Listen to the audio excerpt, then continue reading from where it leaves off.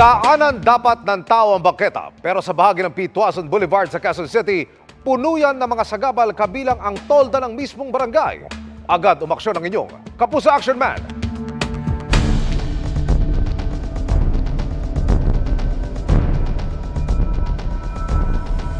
Ito po kasi ang kalye ng Pitwason. So ito po, nilalakaran ko. Ito po yung kalye. Kasi po, ang ating sidewalk ay naging paradahan po. No, yan po, dapat dyan po lumalakad ang mga tao, ang mga mamamayan. Pero bagkus dito po, kami lumalakad, katabi namin ang mga sasakyan. Ang sumbong sa inyong Kapuso Action Man aming idinulog sa Quezon City Traffic and Transport Management Department, katuwang ang Department of Public Order and Safety. Agad silang nag-inspeksyon sa inireklamong bahagi ng Pitwason Boulevard sa Barangay Tagumpay, Cubao, Quezon City. Pagdating sa lugar, tumambad ang ambulansya ng barangay na nakaparada sa bangketa kasama ng hile-hilerang motorsiklo, tambak na kariton, plastic barriers, hagdan at kung ano-ano pa. Ang mga sumakop sa pedestrian lane, may tolda pa ng barangay. I-clear po natin tong area. So kailangan po aalis tayo na malinis dito. Pagka nagbalikan po, titikita na po namin. Ho. Miski po yung mga barangay, barangay na sasakyan, dapat maalis po natin. Pati yung mga traffic cones na ho yan. Sige po, okay. May pinapagawa kasi kami rito, kaya medyo ginagamit muna sa plinyan. Pero sir, pinapayagan nyo talaga na pumwesto dyan? Hindi nga po pinapayagan, pinapaalis ko nga lagi yan eh. Kaya lang talagang makukulit eh. Mga tonte sa barangay nyo lahat to. Opo, sa barangay. Pero dapat wala rin tonte dito, diba sir? Pwede naman niya alisin. Paalis na po natin. Para hindi umapalkingan ba? Pagkatapos na idulog sa inyong Kapuso Action Man ang problema ng obstruction dito po sa bahagi ng Pitwason Boulevard sa Cubao, Quezon City, agad na umaksyon ng barangay, katuwang ang lokal na pamahalaan. Ang lahat ng sagabal sa pedestrian lane, isa-isang pinag-aalis. Hindi ho ako pumapayag dyan na magpapak sila rito. Pakiusap lang. Ito na ang huli na para wag na tayo magpak dito kasi sa susunod, pag may dipos na pumunta rito, talagang wala nang tsansa kayong pwedeng katwiran. Mahuhuli talaga kayo dyan. Nakipag-coordinate po tayo kay Kapitan at nangako naman po siya na hindi na babalik yan. So kami naman po nagsabi sa kanya na babalik-balikan po namin ang complaint area na to. Mission accomplished tayo mga Kapuso. Para sa inyong mga sumbong, ipadala nyo lamang sa Kapuso Action Man Facebook page. Dahil sa anumang reklamo, pang-aabuso o katiwalian, tiyak may katapat na aksyon sa inyong Kapuso Action Man. Inirekomenda ng Justice Department ang pagsasampa ng 62 counts ng money laundering charges kay dismissed Bamban Tarlac Mayor Alice Guo at 30 iba pa. Kaugnay po yan sa mga maanomalya umanong transaksyon, sangkot ang 5 kumpanyang iniuugnay kay Guo at may kinalaman sa operasyon ng Pogo sa Bamban. Ayon sa resolusyon ng DOJ panel, idinadaan umano sa mga naturang kumpanya ang mga perang kinita mula sa mga illegal na aktibidad. Ayon pa sa DOJ, aabot umano sa bilyong piso ang halaga ng mga transaksyon na hindi raw dumaan sa mga bangko. Bukod sa kaso, inirekomenda rin ng DOJ panel ang pagbawi ng iba't ibang sasakyan, mga helicopter, pati Pogo compound at ang mga titulo nito.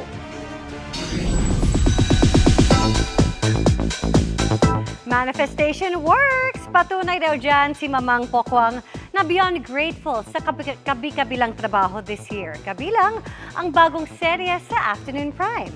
Makichika kay Aubrey Carampet. It's a busy start of 2025 para kay Mamang Pokwang sa dami ng projects na nakalinya sa kanya.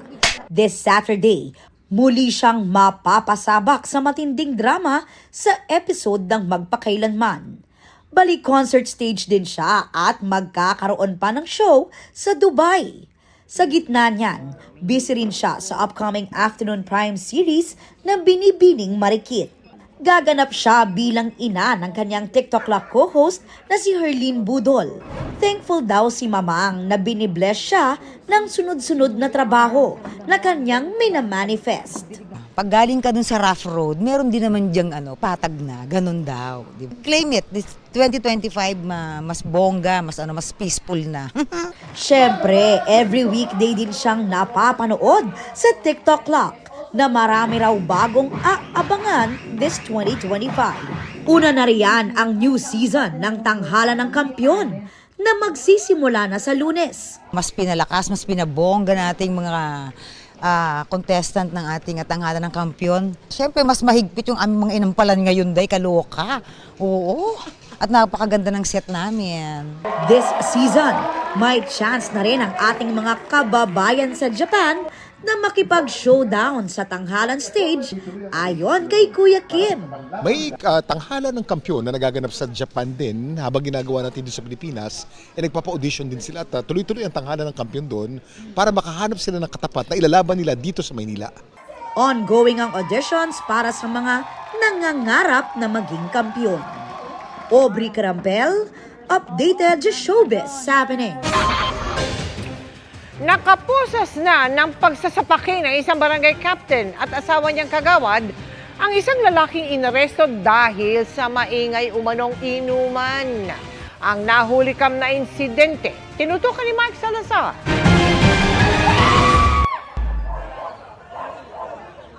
Sa labas mismo ng barangay hall ng barangay 901 sa Santa Ana, Maynila, 3 sapak ang kitang pinakawala ni barangay chairman Jerome Advincula sa isang lalaking nakaposas. Sinundan pa yan ng 2 sapak mula naman sa asawa ni chairman na si Kagawad Lucille Advincula. Ayon sa Manila Police District, ang video na kuha pasado 1:00 ng hapon nitong Lunes ay bahagi lang ng mas mahabang tagpo habang inaaresto ng kapitan at 4 niyang tanod ang 6 na lalaking inireklamo dahil sa maingay umanong inuman.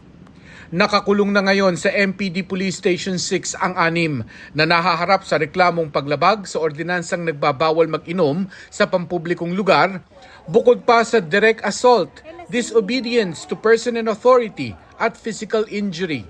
Nakausap ko sila bagamat tumangging ipakita ang mga mukha sa kamera habang hindi pa nakakausap ng Public Attorney's Office na tutulong sa kanilang kaso. Na-inquest na sila sa piskalya. Pinuntahan ko rin sa barangay hall si barangay chairman Advincula at misis niyang kagawad, kaugnay ng pananapak nila sa mga nakaposas ng suspect.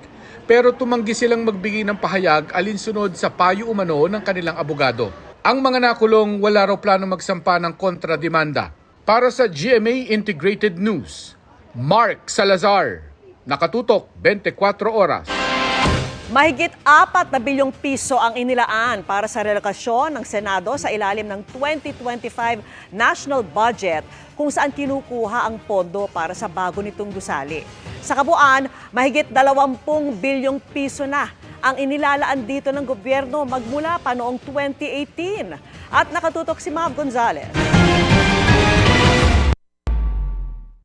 Mula 2018 hanggang ngayong taon, 23.5 billion pesos na ang inilaan ng gobyerno para sa paglipat ng tanggapan ng Senado. Base sa pag-aaral ng GMA Integrated News Research, taon-taong nasa bilyon ang level ng pondo para sa Senate relocation. Sa 2025 General Appropriations Act, may 4.2 billion pesos na pondo sa ilalim ng Senate relocation. Halos 210 million dito ay para sa huling installment sa lote. 4 billion naman para sa Phase 3 ng construction ng new Senate building. Ang plano, matapos ang pagpapatayo ng gusali sa 2027. Sa huling report ng Department of Public Works and Highways sa Senado, umabot na sa 31.6 billion pesos ang kabuuang estimated building cost. Wala pa rito ang bayad sa lupa at furniture. Katumbas ito ng mahigit 240,000 pesos na gastos per square meter. Kung pagbabasihan ang Construction Cost Handbook Philippines 2024 ng Arcadis Philippines Incorporated, maaaring umabot ng 183,000 pesos ang gastos kada square meter para sa isang high-rise office na dekalidad. Pero paglilinaw, general industry guidelines lang ito at hindi espesipiko para sa itinatayong new Senate building. Para sa GMA Integrated News, Mav Gonzalez, nakatutok, 24 oras. Magandang gabi mga kapuso! Ako po inyong Kuya Kim na magbibigay sa inyo ng trivia sa likod ng mga trending na balita. Tiyak abot langit ang tuwa ng ilan sa kumakalat na balitang hihilera daw ang lahat ng planeta sa ating solar system ngayong January. Pero bago pa kayo ma-excite dyan, Alamin muna natin, ito ba'y totoo o fake news? On January 25th, 2025. May mga kumakalat kayong post at videos online na sa buwang ito di umano ang lahat ng mga planeta sa ating solar system mag-a-align o hihilera at matatanaw mula sa ating kalangitan. Ang tanong, real o fake ba ito? Ang sagot, may mangyayaring planetary alignment ngayong buwan pero hindi na lahat ng planeta. Ayon sa Belgian meteorologist na si John News, napakapambihirang pagkakataon na mag-align ang lahat ng planeta sa ating solar system na anya'y mangyayari kada 396 billion years. Mas matagal pa yan kaysa sa tanda ng ating araw na nasa mahigit 4 billion years ang edad. Kaya malabong masaksihan natin mag-align ang lahat ng planeta sa ating tanang buhay. Tutok sa buwan, mangmasaksihan ito. Pero sa buwang ito, ayon sa Pag-asa, sa planetary alignment ngayong buwan, 6 na planeta ang matatanaw ng sabay-sabay sa ating night sky. Bali, yung alignment ko talaga, visible naman siya. Pero iba po kasi yung idea nila ng alignment. Ang alignment po na nangyayari po ngayon is yung sa sky. From our perspective, mukha siyang straight line. Kasi doon naman talaga yung placement ng mga planets viewed from Earth. Pero sa outer space, hindi talaga sila nakalinya. Pero kung gusto mong mas makita in detail, gumamit pa tayo ng binoculars or a small telescope. Kung wala kayong available, pwede po kayong pumunta ng Pag-asa Astronomical Observatory. Ito ang tinatawag na planetary parade. Ano-ano mga planeta nga ba ito? Kuya Kim, ano na?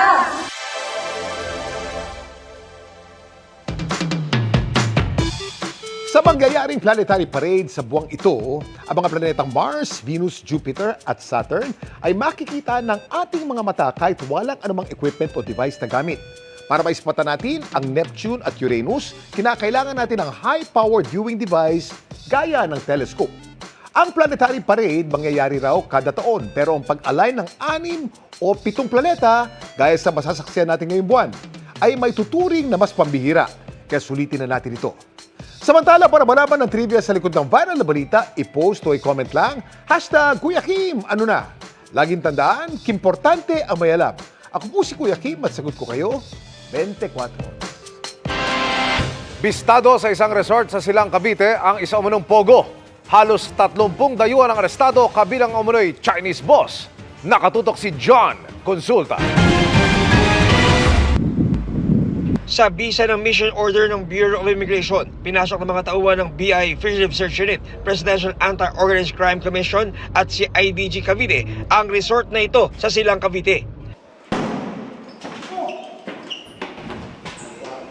29 na dayuhan ang inabutan sa kanilang workstation, 6 ang taga-Myanmar, habang ang karamihan ay Chinese nationals. Ang lalaking ito umano ang boss ng grupo, bagay na mariin niyang itinanggi.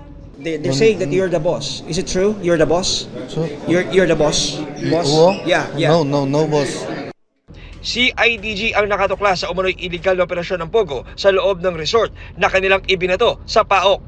Merong confidential informant na nagpunta sa office na sinabi niya na may kakaibang nangyayari na dun sa resort. May nagdadarap ng mga Chinese, na-access natin CCTV. Nakikita natin yung ginagawa nila, like this. Ayon sa CIDG Cavite na nakadiskubre sa scam hub na ito dito nga sa may bahagi ng Silang Cavite ay December daw pumasok sa resort na ito, itong mga Chinese nationals. At kapansin-pansin na imbis na PC ay mga laptop na ginagamit at hindi na rin Wi-Fi router ang kanilang internet connection, kung hindi mga mobile Wi-Fi na 1:1 na ang rasyong ginagamit. Ito yung sinasabi natin na nagtatago sila sa mga resorts, sa mga apartments. Sa harap pa lang makikita mo may mga transaction ng mga cryptocurrency scam. Dapat wala na sila dito. Kasi ang kung may mga passports yan, dapat tourist passports lang sila. At wala nang working visa. Kinumpis ka na ang lahat ng mga gadget na ginagamit umano sa pang-i-scam para masuri ng mga investigador. Sa ngayon ay kinukuha natin lahat ng identities nila, yung nationalities, at alamin natin kung may mga existing na silang kaso sa China. At sa ngayon mag-giveaway din tayo sa investigation na ginagawa ng CIDG upang malaman kung may mga scam operation silang ginagawa dito or may mga biktimang Pilipino. Para sa GMA Integrated News, John Consulta, nakatutok 24 oras. Pleased with what's happening daw si Jillian Ward sa umano'y iringan nila ni Sofia Pablo. Sa ngayon, no time for negativity daw muna si Jill na mas nagpo-focus sa kanyang family. Yan ang chika ni Nelson Canlas. Sa aking panayam sa GMA Integrated News Interviews noong Lunes, inamin ni Sofia Pablo na may 4 na taon ng hidwaan sa pagitan niya at ng dating co-star sa Prima Donnas. What's the score between you and Jillian Ward? It's a feud na sobrang tagal na, and I think one of the things kung bakit di namin siya naayos is because we never got to talk about it. At nang tanungin namin si Jillian ngayong araw. Ako po kasi, again, I'm doing so much in my life. I don't have time to fight with anyone. So, hindi ko po alam saan na ano yung narrative na yun na we're fighting. I'm doing different things and I'm self-reflecting still through yung sa separation ng parents ko. Nalilito raw si Jillian sa kinahinatnan ng kung ano man daw ang meron sa pagitan nila ni Sofia. I'm just confused on what's happening. I feel like what we need right now with everyone is to focus on ourselves and to be very honest with everyone around us and with ourselves. Para kay Jillian, magpo-focus na lang siya sa mas mahalagang bagay sa buhay niya tulad ng pamilya. No time for negativity daw si Jillian, lalo't maraming magaganda ang nangyayari sa buhay niya. I'm so happy with my blessings. I'm so happy to be surrounded with honest and very loving, loyal people like Michael. Speaking of positivity, yan daw ang gustong ibigay ng GMA Prime series na May Ilonggo Girl. May conflict sa ginagampanan niyang mga karakter na sina Tata at Venice. Pero aliw naman daw ang hatid nito. Nakakatawa lang din po talaga siya panoorin and yun po yung goal namin. And so far, okay naman po. Mukhang natutuwa naman ang mga tao. So sana abangan pa po nila kasi marami pa mangyayari. Awa naman ang sagot ng mga manonood sa role ni Francis, played by Michael Sager. Ang cute at mapagmahal na mister ni Venice, ang aagaw na yata sa titulo na Pambansang Green Flag. That's one of the things I love about my character po. He's very genuine, he's true to how he feels. Talagang may care siya for Venice kahit ayun hindi na-appreciate ni Venice at may mga mangyayari pang nakakalungkot iniwanan na si Francis. Nelson Canlas, updated sa Showbiz Happening. Posible bang may kumontrol sa hawak mong cellphone kapag kumonekta ka sa public wifi? Nakuhanan umano yan ng video na ipinalabas at tinalakay sa Senado kanina. Nakatutok si Dano Tingkungko. Kala ko nag-ano lang siya, nag-lag. Nakala ko mag-delete. Gusto niya mag-delete. Hindi umano ang may hawak ng cellphone ang kumokontrol sa videong ito na ipinalabas sa pagdinig ng Senate Committee on Public Services. Na-hack umano ang cellphone matapos gumamit ng public wifi. Kasi ayaw. Oo nga, ayaw. Oh, nag-move yung ano. Ayan. Kaya na pa, like tinatry mo niyang passcode. Oh. Oo, nagpa-passcode siya. Oh! Tinatry ka niyang picturean. Para for Face ID. Binasa rin sa pagdinig ang pahayag ng isa umanong na-hack. The hacker even tried to access my camera. Dobleng nakakatakot na yun. Finally, I was able to access the touchscreen after many attempts and was able to turn off my phones. And when I turned on my phone again, na-change niya ang Face ID ko. So I disabled that na lang and then changed all my passwords.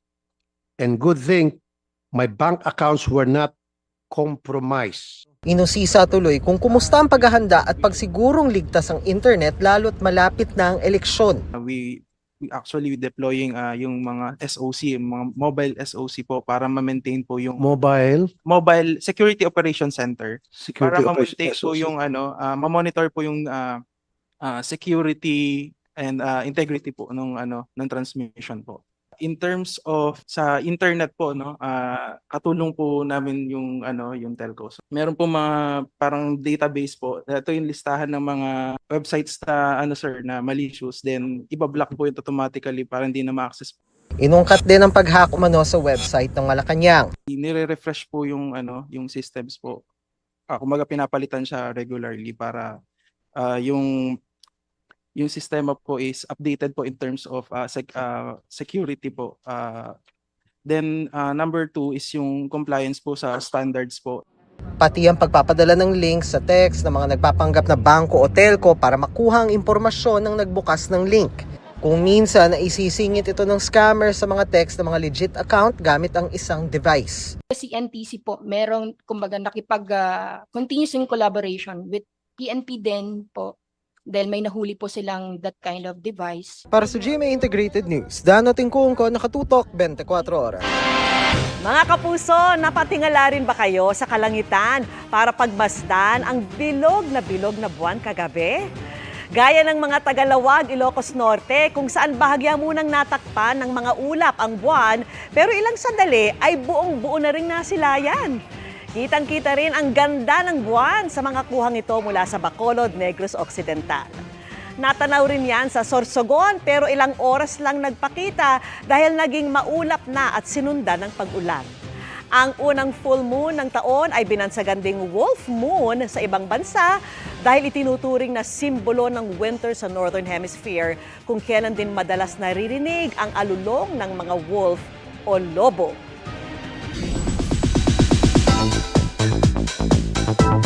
Pahabol na chikahan tayo para updated sa showbiz happenings. Good news mga kapuso! Extended ng isa pang linggo sa ilang sinehan ang 2024 MMFF Best Picture film na Green Bones. Huwag nang magpahuli at i-experience ang Green Bones fever mula sa award-winning film ng GMA Pictures at GMA Public Affairs. Yuan is now 12. Enjoy ang birthday boy at forever young star sa kanyang workation sa Ilocos Sur kahapon. Chillin' by the pool ang birthday boy na sinurpresa rin ng kanyang co-stars sa upcoming GMA Pictures film na Samahan ng Mga Makasalanan. Ilan sa present doon sina David Licauco, Charisse Solomon, Liza Lopez, Buboy Villar at iba pa. Jisoo is coming! Short but intriguing ang teaser ng solo comeback ni Blackpink member Jisoo na just in time for Valentine's this February. And that's my chika this Wednesday night. Ako po si Iya Arellano. Miss Mel, Miss Vicky, Emil. Thank you, Iya. Salamat sa iyo, Iya. Thanks, Iya. At yan ang mga balita ngayong Miyerkules. Ako po si Mel Tiangco. Ako naman po si Vicky Morales para sa mas malaking misyon. Para sa mas malawak na paglilingkod sa bayan, ako po si Emil Sumangil. Mula sa GMA Integrated News, ang News Authority ng Pilipino. Nakatuto kami 24 oras.